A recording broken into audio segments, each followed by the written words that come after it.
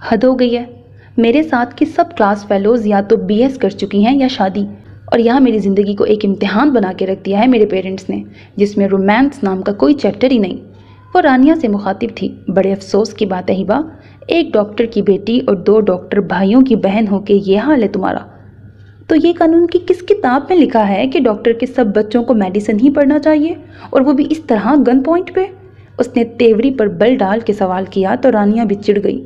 تمہاری انہی باتوں کا گھر کے بچوں پہ بھی برا اثر پڑ رہا ہے. تمہاری دیکھا دیکھی اب زید بھی پڑھائی سے بدکنے لگا ہے.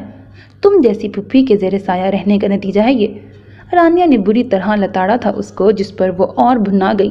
چلو اب یہ کریڈٹ بھی مجھے ہی جائے گا، یعنی کہ حد ہو گئی ہے. بس اب ڈیزل کی قیمتیں بڑھانے کا الزام لگانا رہ گیا مجھ پہ، وہ بھی لگا دو. کمال ہے. رانیہ کی الزام تراشی پر وہ چٹک کر بولی تھی. اب اگر زید کا انٹرسٹ نہیں انجینئرنگ میں تو کیوں بھیا اس پہ پریشر ڈال رہے ہیں؟ کوئی تک ہے بھلا اس بات کا؟ پیاری ہبا، اس ٹاپک پہ گھر جا کے بات کریں گے، فی الحال تم یہاں کیفے میں بیٹھو، میں آتی ہوں. رانیہ نے صبر کا گھونٹ بھر کے کہا. وقت ہی ضائع ہوگا تمہارا. میں نے کہا ہے نا کہ میں مزید کوئی امتحان نہیں دوں گی. وہ رانیہ کا راستہ روک کے کھڑی بحث کر رہی تھی کہ عقب سے کسی نے بہت شائستہ لہجے میں مخاطب کیا. ایکسکیوز می، آپ پلیز کہیں بیٹھ کے بات کر لیں، یہ راستہ ہے. تو پھر آپ بھی اپنا راستہ ناپیں، یہاں کیوں کھڑے ہیں؟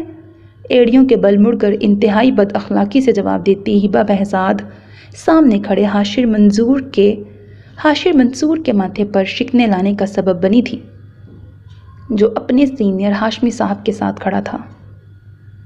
میرے عزیز لسنرز، ہمارا آج کا ناول ہبا اور حاشر کی کہانی ہے. ہبا جو کہ بہت لاؤبالی سی ہے، بڑے اچھے اسٹرانگ فیملی بیک گراؤنڈ سے بلانگ کرتی ہے.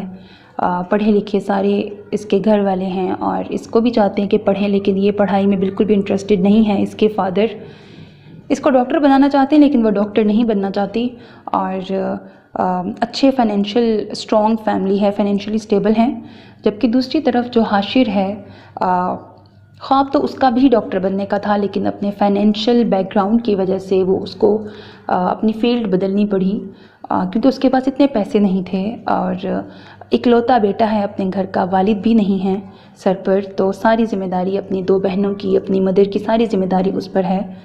تو اپنے اسٹرگلنگ فیز میں ہے حاشر، اور ہبا جو ہے وہ اپنی لائف کا بیسٹ ٹائم انجوائے کر رہی ہے. ایسے میں دونوں کا کہاں کیسے آمنا سامنا ہوگا، اور پھر سٹوری کس طرح سے آگے بڑھتی ہے. اور ٹیچر سٹوڈنٹ بیس بھی ہے. ہبا کے بھتیجے کو بھی پڑھانے کے لیے حاشر آئے گا. بیسیکلی اس کے ڈفرینٹ سورسز آف ارننگ ہیں، وہ جسٹ اپنے گھر کے حالات کو بہتر کرنا چاہتا ہے. اس سب میں کب کیسے اس کو محبت ہو جائے گی. ہاں، 2 لڑکیوں کی کہانی ہے. حاشر مین لیڈنگ کیریکٹر ہے اور 2 ہیروئنس آتی ہیں اس کی لائف میں. فائنلی کس کے ساتھ اس کی شادی ہوگی. ناول کی آف کورس ہیپی اینڈنگ ہے.